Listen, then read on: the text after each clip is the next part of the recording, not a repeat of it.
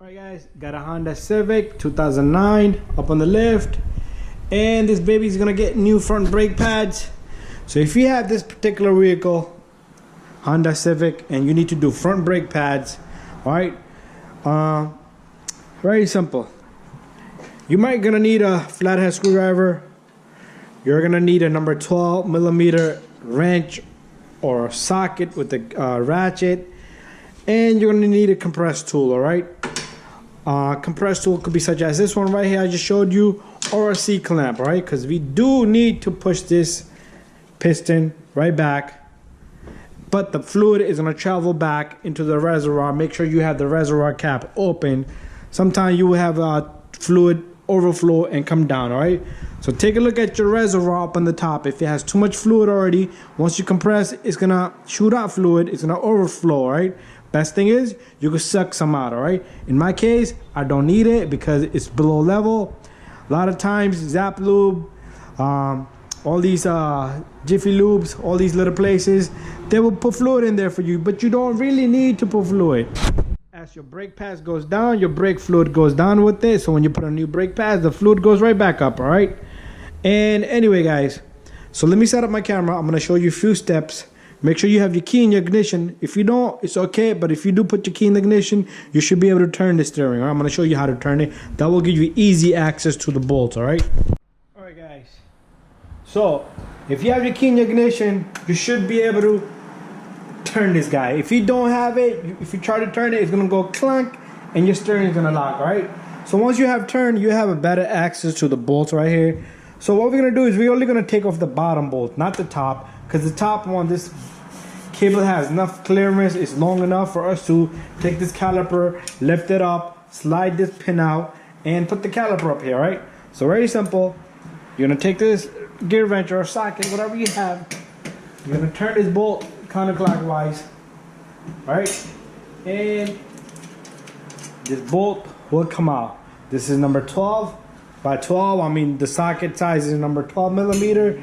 It fits right on it. All right, anyways, take this caliper. Sometimes this caliper won't come out so easy, so you can take this and just pull it out with this. All right, very simple. All right, you see that? The boot, you can push it off and slide off this pin. All right, oh, a little bug in there. All right, so these brake pads, you should be able to pull these brake pads out really easy. These brake pads are cracked, guys. They're down to a very low level and they're cracked. All right, same thing with the inside pad. Notice on the inside brake pad, you have this little guy right here, right? So this needs to go on the inside on the top. All right, so the new pad will have this. All right, so anyway guys, this is where your screwdriver is going to come handy.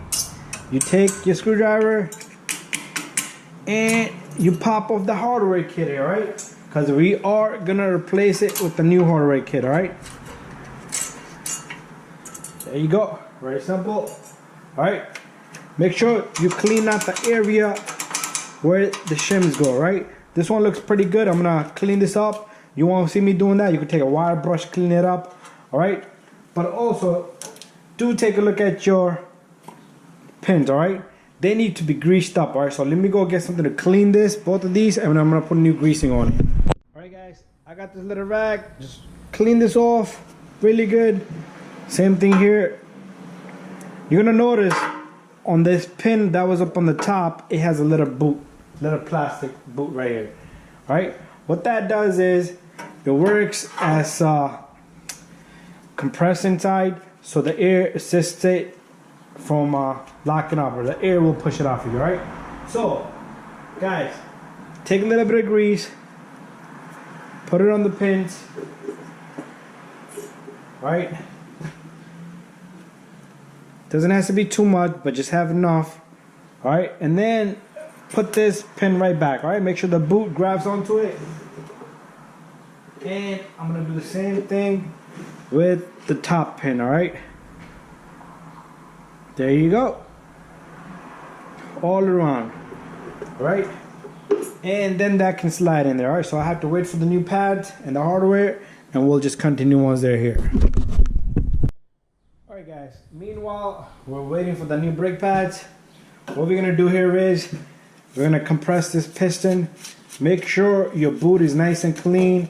A little bit of dirt, just wipe it off. Alright. Take your old brake pad, you're gonna put it right there, alright? If you have a C-clamp, you could squeeze it with the C-clamp and it will go back in, alright? But if you don't have a C-clamp, if you have a tool such as this, same thing, guys. Check out my videos, guys. I do show a lot of information on a lot of cars, not just this.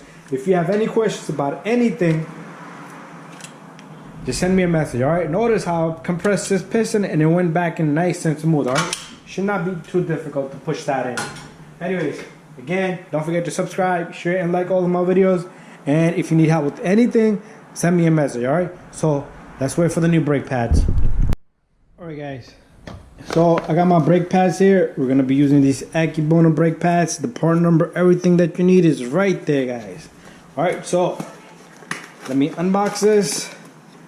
Alright, one small problem, no hardware kit. Very nice. Anyways, I'm gonna have to speak to the manager about that from the parts department because I like to change. With Akebonos, it usually comes with it, alright? But anyway, guys, these are not bad, alright? But if you have a new hardware kit, all you're gonna do is you're gonna take this and you're gonna stick it right in the spot. Just make sure it doesn't hit the rotor.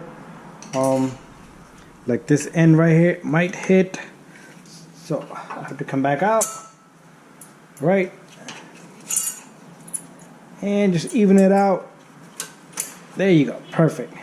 Just this cannot hit the rotor, right? Because if it does, you're gonna have a really loud noise, loud squeal noise, right?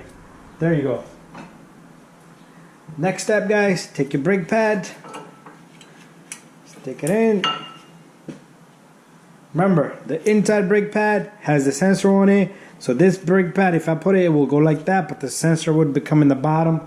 So that's not a good idea. That's for the opposite side. Alright, there you go. The roundness goes against the rotor just like that. So this brake pad goes right there. Alright, what I like to do is also put some greasing on this brake pad here and on the back side, alright? Very simple. This is all done, guys, and what you're gonna do is you're gonna take your caliper pin, pick it up, try to wiggle it in there, make sure your boot goes on it properly, and you're gonna put this brake caliper down, and you're gonna take the number 12 bolt, you're gonna tighten this and make sure you torque it. Alright guys, one thing I do want to say is do torque it. I'm gonna just snug this a little bit, and I'm gonna be torquing this but a little bit off the camera. But this is about 20 to 24 foot-pound, no more than that, alright guys? You can check for specs on Google, call up a dealer if you need it. More information, just send me a message, alright guys? So thank you for watching, and don't forget to subscribe, share, and like all of my videos. So bye-bye and peace out.